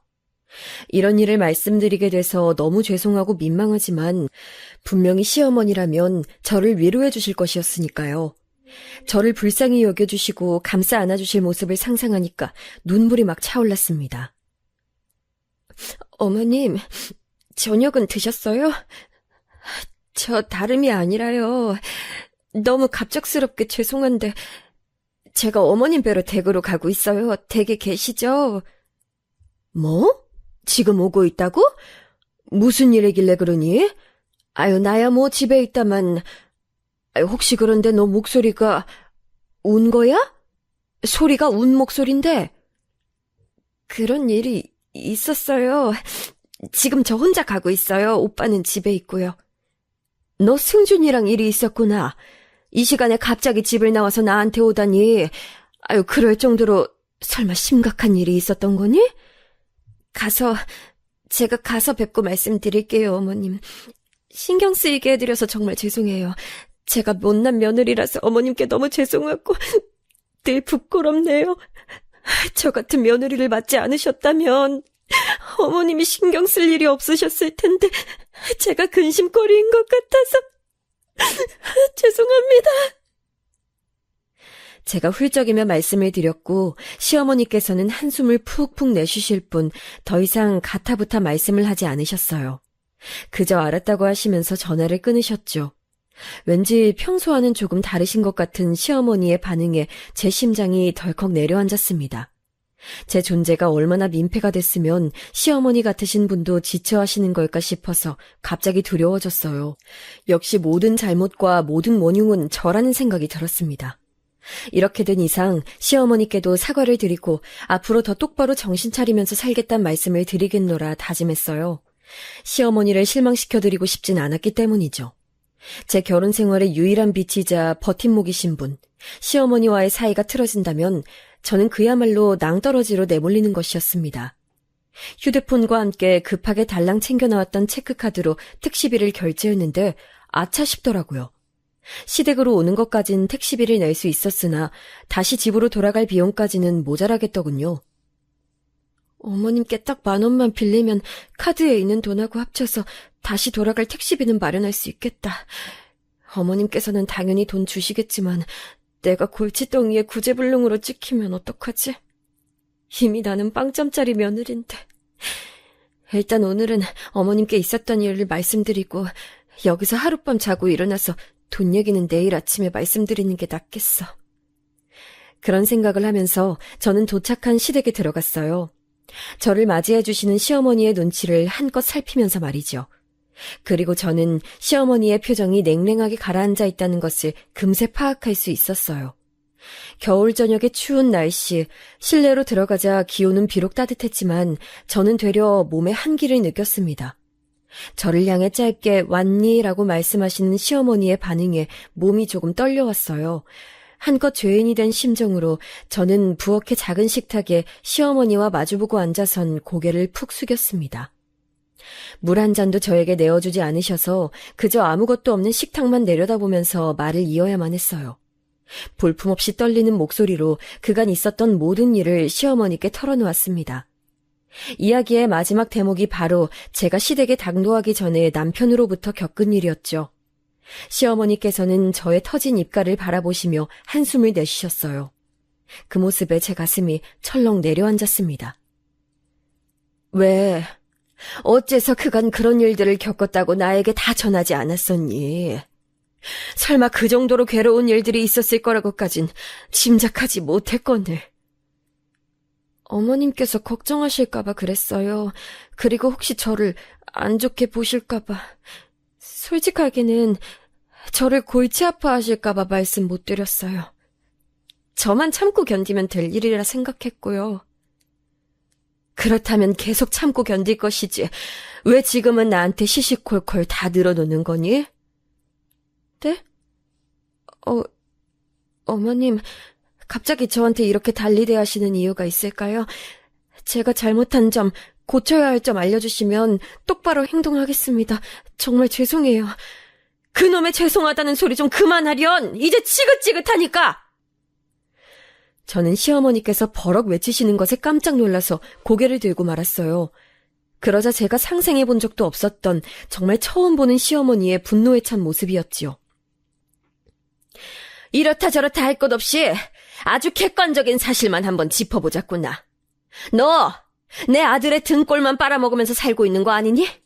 어쨌거나 내 아들이 벌어온 돈이 살림 굴러가게 만드는 주된 요소가 아니냐고! 넌 결국 내 아들 등골 빼먹고 살면서 투정까지 부리고 있는 거야. 따지고 보면 네가 무능력하고 멍청하지 않았다면 전부 평탄했을 건데 왜 너는 내 아들이 잘못한 것처럼 말하고 있니? 어? 너 같은 게 내 며느리라니 정말 수치스럽구나. 어머님, 그러지 마세요. 전 어머님이 계셔서 버틸 수 있었던 건데 어머님께서 그러시면 정말 저 못 버텨요. 왜 또 울고 자빠졌어? 징징대지 마. 유치원 다니는 애들도 너보단 똑부러지겠다. 네가 어른은 맞니? 나이는 어디로 처먹은 거야 도대체. 다 필요 없고 내 아들하고 더 이상 살지 못하게 할 거야. 너 좋은 말로 할 때 지금 당장 꺼져. 어쭈? 안 일어나고 뭐 하는 거야? 내 말 못 들었어? 나가! 제가 잘못했어요. 어머님이 저보고 나가라 하시면 저는 지금 어디 갈 수도 없는데. 넌 정말 인생 헛살았구나. 이렇게 문제 많은 사람이 또 있을까 싶다. 난 네 시어머니 하기 싫어. 내 아들도 네 남편은 하기 싫을 거다. 네가 일말의 양심이라는 것이 있거든. 알아서 정리하고 우리 집안과 더 이상 엮이지 마. 빠르게 이혼하길 바라마. 뭐 이런 지긋지긋한 것을 다 봤을까? 속에서부터 서러움이 올라와서 제가 펑펑 울었어요. 시어머니로부터 모진 발언을 듣고 쫓겨난다는 것은 제가 상상했던 선택지에 아예 존재하지도 않았기 때문에 충격에 놀란 마음을 안고 시댁 밖으로 나가야 했습니다. 극심한 충격으로 제가 숨이 넘어가도록 오열했지만 시어머니께서는 꿋꿋하게 저를 밖으로 쫓아내셨어요. 한겨울이라 사방이 깜깜했고 몸이 시리게 추웠던 밖으로 말이죠. 제가 눈물을 닦으면서 우선 시간을 확인하고자 휴대폰을 꺼냈는데 아빠한테서 문자가 와 있더라고요. 딸, 오늘 갑자기 날이 추워졌네. 겨울이긴 한가 보다. 밤에 따뜻하게 하고 자라. 아빠가 용기를 내서 저한테 보내셨을 그 문자 하나에 제 손이 떨리기 시작했죠. 답장을 보내려고 아빠까지 썼다가 저도 모르게 전송 버튼을 눌러버렸어요. 어떡하나 싶어서 난감했는데 금세 제가 보낸 걸 확인하신 아빠가 응이라고 답장을 보내오셨죠. 너무 서럽고 힘든 이 상황 가운데 아빠한테 도움을 요청하고픈 마음이 굴뚝 같았으나 어떻게 손을 내밀어야 할지 모르겠더라고요. 겉으론 아닌 척하셔도 저를 짐이라고 생각하시면 어떡하나, 민폐라고 여기시면 어떡하나 이런 걱정이 앞섰어요.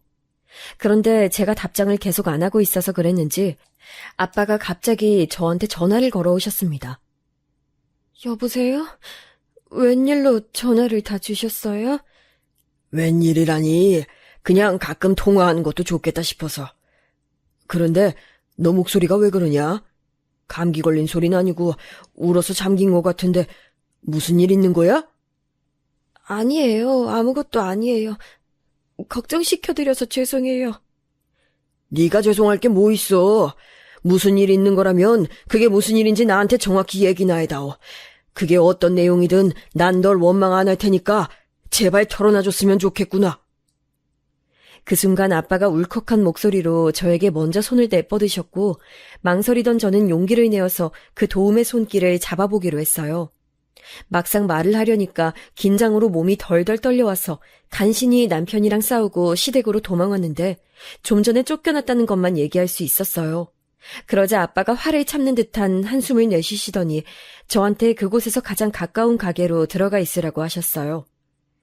내가 지금 당장 그리로 출발할 테니까 거기 있어라. 이참에 아예 결판을 다 내버려야지. 아빠의 말씀에 감동을 받기도 했고 일순간 두려움이 들기도 했어요. 제가 쓸데없는 화를 자초한 건가 싶어서요.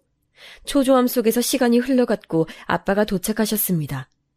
저는 괜찮다고 그냥 이대로 가셔도 된다고 거의 빌다시피 아빠에게 말씀을 드렸지만 안 통했어요. 아빠는 무척 단호하게 결단을 내리고 온 상태셨던 거예요.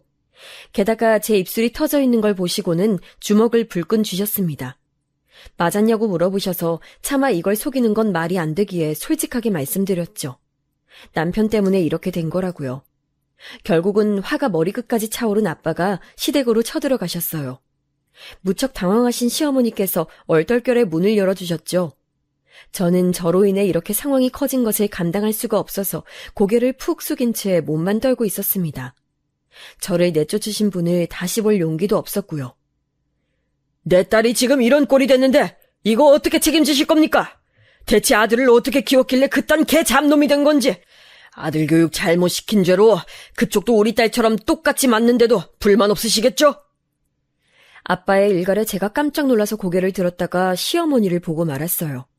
저와 눈이 마주치자 시어머니께선 고개를 휙 돌리시더니 이내 손으로 얼굴을 감싸셨습니다. 울고 계시더라고요. 그러자 당장이라도 시어머니께 달려드실 기세였던 아빠가 흠칫하셨어요. 저는 그때 시어머니께 조금 가까이 다가가 안색을 살폈습니다. 바로 지척에서 보니까 한참 우신 얼굴이라는 걸 알 수 있었어요. 저를 쫓아내고 나서부터 계속 우신 모양이었죠. 눈물을 훔치면서도 인매를 꾹 다물고 계셨어요. 마치 아무 말씀도 안 하시겠다는 의미처럼요. 저는 아빠의 눈치를 살폈는데 좀 당황하신 것처럼 보였어요. 그래서 저는 제 딴에 큰 용기를 내어서 시어머니께 조심스레 말씀을 드렸습니다. 어머니, 잘난 거 하나 없는 저의 특기가 뭔 줄 아세요? 속으로 사귀는 거, 본숨 숨기는 거, 괜찮은 척하는 거 잘해요. 해결할 줄은 모르면서 바보처럼 울기만 하는 것도 잘하고요. 그래서 그런 걸까요? 제가 지금 어머님한테서 이상하게 제 모습이 보이는 것 같아요. 어머님 혹시 하고 싶으신 말씀 있으시다면 저한테 해주실 수 있을까요? 눈물을 흘리며 제가 간절하게 여쭤보았죠. 다정한 분이셨던 시어머니께서 갑작스레 저에게 독서를 달리시며 깜깜한 추운 밤에 저를 쫓아내셨다는 게 정말 믿기지 않기도 했거든요. 그랬기에 다른 본심이 있으셨기를 바라는 마음도 섞여 있었네요. 시어머니께서는 몇 번 머뭇거리는 기색을 내시더니 이내 울음 섞인 목소리로 속내를 털어놓으셨어요. 그 반전에 저는 물론이고 아빠도 화들짝 놀라셨죠. 너를 이혼시키고 싶어서 그랬단다. 내 아들이라는 지옥에서 너를 꺼내주고 싶었어. 네가 웬만한 불행을 다 참고 견디며 살고 늘 스스로의 탓을 하며 괴로워하는 성격인 걸 알면 알수록 절대 그 이혼이란 게 쉽지 않겠구나라는 생각도 됐지. 넌 너무나 심약한 반면 내 아들은 악랄하고 사악하니 너에게 이 결혼 생활에 미래 따윈 없다는 사실을 일깨워줘야 한다고 생각했다. 나 하나 믿고선 네가 내 아들과의 결혼 생활을 인내하는 것 같아서 너를 독하게 끊어낼 수밖에 없었어. 큰 충격을 안겨줘야 네가 내 아들한테서 도망칠 것 같았거든. 여린 네 마음에 또 다른 상처를 내가 안겨준 점이 너무 미안하구나. 시어머니께서 말씀을 이어가시는 동안 저는 불가항력적으로 흐르는 눈물을 뚝뚝 떨구고 있었고 아빠는 옆에서 한숨을 내쉬셨어요. 긴 대화가 이어졌는데 알고 보니 시어머니께서는 저라는 사람으로 인해 남편이 안정을 찾고 잘 살게 될까봐 기대감이 있었기에 결혼을 허락하셨던 것이더라고요. 남편이 구제불능의 인격체라는 걸 시어머니께서는 이미 알고 계셨었대요. 물론 자기 아내한테까지 최악으로 구는 인간이라는 것까진 예상하지 못하셨지만요. 남편이 개과천선하기를 시어머니께선 무척 바라셨지만 그건 헛된 희망이었음을 금세 알게 되셨다고 합니다. 숨도 못 쉴 만큼 짓눌리면서 사는 저를 진작 눈치채셨던 거예요. 애먼 사람을 희생시켰다는 생각이 드신 시어머니께서는 이혼했으면 하는 바람을 품게 되셨죠. 그러나 저는 모든 상황의 원흉을 저 스스로에게 돌렸고 남편에게서 벗어난다는 선택지 따위는 고려하지도 않은 낮은 상황 판단력을 지니고 있는 사람이었고 그런 제가 시어머니께서는 너무 불쌍하셨던 거예요. 그러면서도 한편으로는 제가 정말로 이혼을 하면 남편이란 쓰레기를 다시 주워갈 여자가 없을 것 같아서 자식 위하는 신락 같은 마음에 강한 이혼 종용은 해오지 못하셨다고 하더군요. 불쌍한 며느리에게 자유를 알려주고 싶은 마음과 아무리 못났어도 자기 자식인 놈을 챙겨야 한다는 마음이 시어머니의 안에서 그간 충돌해 왔던 거예요. 그러다가 기어이 얻어맞고선 집을 빠져나왔다는 저의 상황에 결심을 굳히셨던 겁니다. 며느리를 구해야 한다고요. 유약한 며느리가 시어머니의 존재에 심적으로 기대고 있으니 그걸 없애버리면 결혼 생활 더 이상 못하겠다고 도망갈 거란 판단을 하셨대요. 그래서 저를 엄하게 쫓아내신 거였죠. 듣는 동안 저는 너무 부끄러웠어요.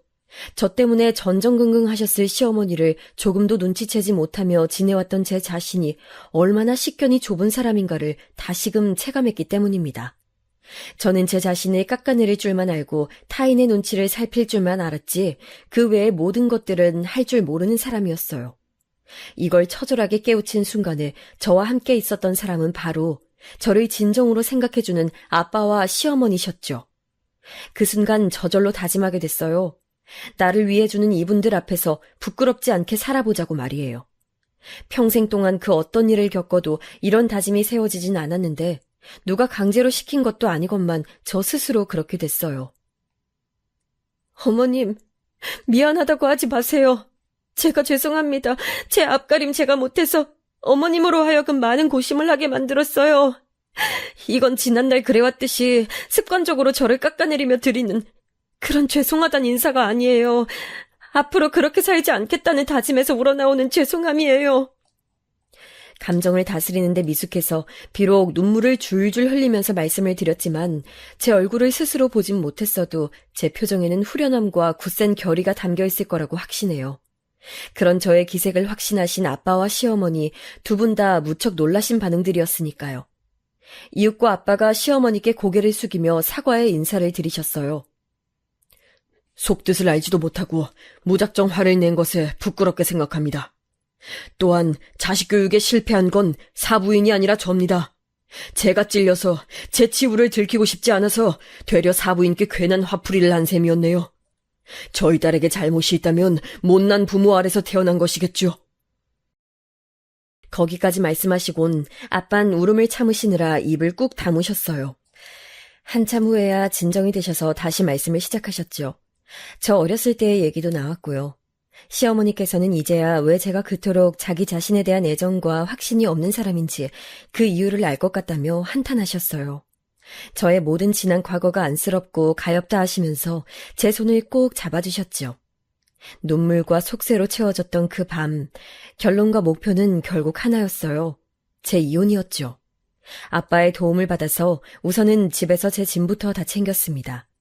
가해자와 피해자가 한 공간에서 더 생활하는 건 말이 안 된다면서 아빠가 당장에 저한테 그 집에서 나오라고 하셨어요. 남편이 없는 사이에 얼른 짐을 챙겨야 했던 상황이라서 그게 잘 될까 싶었는데 막상 제 짐이 얼마 없더군요. 허무할 정도로 제 짐이 얼마 없어서 저도 모르게 웃음이 나왔습니다. 짐 챙기고 나와서는 남편한테 이혼하자고 그랬어요. 즉시 쌍욕이 날아오더군요. 네가 나 없이 살 수 있을 것 같냐? 잘 생각해. 사람이 자기 분수를 알고 살아야 행복한 거야. 그런데 넌 나 없이 혼자서 살 수 있는 주제와 능력이 안 되잖아. 나랑 이혼하면 너한텐 앞날에 불행밖에 없는 거야. 지금보다 어떻게 더 불행해질 수 있는데? 난 상관없으니까 그냥 이혼할래. 제발 이혼해줘. 내가 진심으로 부탁하는 거야. 야! 네가 부탁하면 나는 뭐 그냥 들어줘야 하는 사람이냐? 예의가 없구만. 이게 아직도 정신을 못 차렸네. 이거 봐라. 넌 역시 나 없으면 안 돼. 나한테 교육받지 않고선 혼자서 살아갈 수가 없다니까? 너 당장 돌아와서 나한테 사과하고 빌어. 그럼 네 잘못 내가 너그럽게 용서해줄 수도 있으니까 기회 놓치지 마라. 남편의 고압적인 목소리에 손이 덜덜 떨려서 쥐고 있던 휴대폰을 놓칠 뻔했지만 애써 이겨냈어요. 제가 만약 혼자였다면 별 수 없이 집으로 돌아가서 남편한테 빌었겠죠. 그러나 아빠와 시어머니가 진정으로 제 행복을 빌어주고 계시단 걸 알게 된 이상 전 앞으로 나아가겠다는 그 다짐을 저버릴 수가 없었으니까요.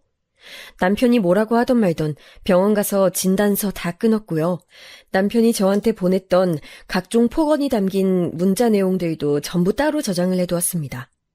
통화 녹음 파일들까지 차곡차곡 정리해서 이혼소송 준비했어요. 아빠가 계셨기에 가능했죠. 그리고 또한 시어머니께서 제대로 중간에서 역할을 해주신 덕분에 큰 힘이 됐습니다. 그건 바로 남편한테 시어머니께서 거짓부렁을 흘리셨던 거예요. 용하기로 소문나서 거기 가려면 대기만 기본 반년이 걸리는 점집이 있는데 나 아는 동생이 이번에 갔다가 고맙게도 내 얘기를 거기다가 물어봐줬다지 뭐니? 그랬더니 그 집에 결혼한 아들이 있을 텐데 잘못된 연을 만나서 성공의 운이 틀어막혀 있다. 이혼하면 훗날 대성한다. 이런 답을 듣고 왔다더구나. 세상에나 이게 다 뭔 소린지. 시어머니께서는 능청스럽게 연기를 펼치셨고 그게 잘 먹혀들었어요. 이혼 소송 과정에서 혹시나 남편으로부터 해코지 당할까봐 저는 마음을 졸였을 정도로 상황이 험악했건만 시어머니 덕분에 원활해졌어요. 저는 결국 이혼에 성공해서 진정한 자유의 몸이 됐지요. 저는 멀리 이사부터 갔어요. 아빠랑 새로 집을 구해서 다른 지역에 정착을 했고 비록 단순한 사무보조 일이었지만 저는 금방 새로 직장도 구했죠. 여기서 제가 인복이 있었어요. 정말 포용력 넘치고 성격 밝은 사람들을 직장에서 한꺼번에 만났거든요. 그런 분위기에 휩쓸려서 저도 활발해졌고 점차 자신감이 생겼습니다. 돈을 많이 못 벌어도 좋더라고요. 하루하루 활동적으로 할 일이 있다는 게 좋았고 제가 출퇴근을 하는 직장인이라는 것만으로도 뿌듯했어요. 저의 이런 변화를 아빠는 무척 흐뭇해하셨죠. 제 이혼 소식을 들은 엄마에게서 연락이 왔었어요. 예전 같으면 심장 떨려서 통화하는 것만으로도 부담을 느꼈을 저인데 별로 아무렇지 않아서 스스로가 놀라웠죠. 제가 어느새 많이 변했다는 걸 체감할 수 있었어요. 저한테 엄마가 힘들지? 내가 같이 있어주면 좋을 텐데 라고 하시길래 제가 피식 웃었습니다. 너 지금 내 말에 웃었니? 그러지 마렴. 혹시 상대를 비웃는 거라는 오해를 살 수도 있으니까 말이야. 오해 아닌데요? 저 비웃은 거 맞아요. 그리고 안 힘들어요. 그 어느 때보다도 힘이 솟아나서 잘 살고 있어요. 너 애가 좀 이상해졌구나. 이혼하더니 제정신이 아닌가 보네. 보살핌이 필요하겠어. 아빠랑 다시 잘해보고 싶으신가 봐요. 저 이용해서 슬슬 간보려고 하시는 거죠? 꿈 깨세요. 저는 이용당해줄 생각 없고요. 아빠는 당신 만나주실 생각 없어요. 그러니까 저희 부녀한테 기웃거리지 마시고 골칫덩어리 자식들 데리고 잘 사시면 됩니다. 엄마가 저 때문에 약이 올라서 어쩔 줄 모르는 반응을 보이실 줄이야. 살면서 처음 겪는 것이었는데 꽤나 통쾌하더군요. 제 동생들은 둘 다 대학 등록금만 아깝게 날려버린 등신들이었어요. 취업은 안 하고 나이 먹어가도록 집에서 판판히 놀기만 했거든요. 둘 다 그러기도 쉽지 않은데 참 신기합니다. 전 남편은 절대 다시 보고 싶지 않았지만 시어머니 생각은 자주 났어요. 전 남편이라는 연결고리 때문에 망설여져서 가끔 연락하는 것만이 다였지만요. 그러다가 이혼한 지 거의 1년이 다 되어갈 무렵에 큰 소식 하나를 접하게 됐어요. 전 남편이 감옥에 갔다고 하더군요. 왠지 그 인간에게 어울리는 결말이었습니다. 이것을 계기로 저는 시어머니와 활발하게 교류하면서 지내게 됐어요. 마치 저의 어머니 같으신 분이라 느껴졌죠. 제가 이전과 비해 당당해진 모습을 보이자 시어머니께서는 무척 기뻐하셨어요. 어느새 저는 시어머니에겐 딸 같은 존재가 되어 있었네요. 다르게 살기로 마음을 먹었더니 세상이 달라져 있었어요. 저는 그 이후로 더 넓은 세상을 보고자 열심히 살았고요. 성공적인 이직을 해낸 뒤로는 그야말로 인생 탄탄대로를 달려왔죠. 태어나서부터 아주 답답한 미로 속을 헤매며 오랜 세월 살아왔던 저였지만 그 과거를 안타까워하고 분노하기보단 다가올 미래를 기대하는 자세로 살았더니 더욱 모든 일들이 잘 풀린 것 같아요. 여러분의 인생에도 탄탄대로가 펼쳐지길 바랄게요. 제 이야기 들어주셔서 감사합니다.